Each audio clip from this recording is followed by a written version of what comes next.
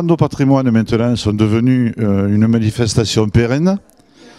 Et cette 11e édition des Rando Patrimoine, nous devions de la faire, tout en pensant évidemment à l'instigateur de cette manifestation, à savoir Philippe Leclerc.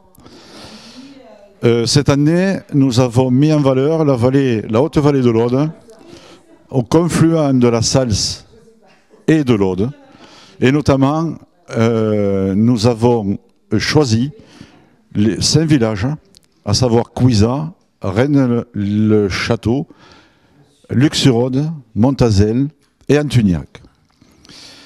Ces villages vont être visités par tous ceux qui vont venir découvrir tous ces circuits et marchés, mais c'est surtout pour la mise en valeur de ce qu'il y a dedans, à savoir le patrimoine, la vie économique, et avec bien sûr Montazel, dont tout le monde connaît l'usine Chapellerie, et puis mise en valeur aussi des viticulteurs du coin.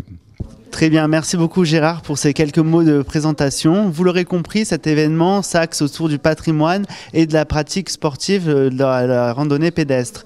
Au programme, cet événement commencera à 7h30. Les premiers départs partiront à 7h50 du parking du château des Ducs de Joyeuse pour ensuite se terminer vers midi avec le repas à la salle Robert Capdeville. Et puis pour finir, il y aura une conférence à partir de 15h30 sur le thème du patrimoine, de l'industrie du tourisme de la Haute-Vallée de l'Aude, qui sera dispensé par l'historien du cabinet d'Avenir, Charles Pétavy.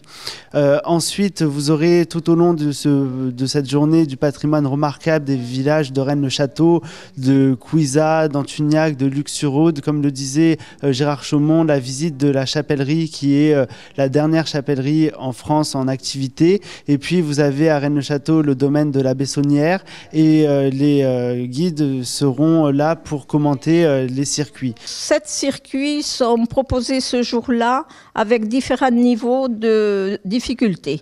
Donc pour Antuniac, niveau 3, ce sera la randonnée des crêtes avec la découverte de la flore locale et visite de la chapelle de Croux. Boucle numéro 2, Couisa, niveau 2, sur les hauteurs de la vallée de la Sals, avec des murs de pierre sèche, les capitelles, vues sur le pic du Cardou, de Bugarache, Rennes-le-Château, et Château des Ducs de Joyeuse. Ensuite, Luc-sur-Aude, niveau 2, de Luc à Castillou, à travers la Garrigue, donc visite du domaine de Castillou du XIIIe siècle, évocation de la culture des plantes aromatiques, capitelle, vue panoramique sur le pic de Bugarache et du Cardou. La boucle numéro 4 à Montazel, du Mont-Sec et les capitelles, la fontaine du Grifoul, l'église, paysage du Mont Fourcat au Cardou. Rennes-le-Château, le Ritou, niveau 3, le sentier du Ritou, avec vue sur le Cardou, le château du Bézus et Bugarache, la fontaine des 4 Ritous. Rennes-le-Château, la Bessonnière, niveau 4, avec une visite accompagnée par un guide du domaine de la Bessonnière, belvédère, panoramique et vue panoramique, oui, sur les Pyrénées. Et Couisa Intramuros, niveau 1, c'est à travers les rues de Couisa, accompagné par la guide conférencière Ingrid Sparbier, et visite de l'église du Château des Ducs de Joyeuse et de la chapellerie de Montazel. Donc, tous ces circuits seront accompagnés par des guides randonneurs bénévoles, des circulades de Saint-Jacques et de Limoux Rando. Nous serons 22 accompagnés avec les référents villages en plus.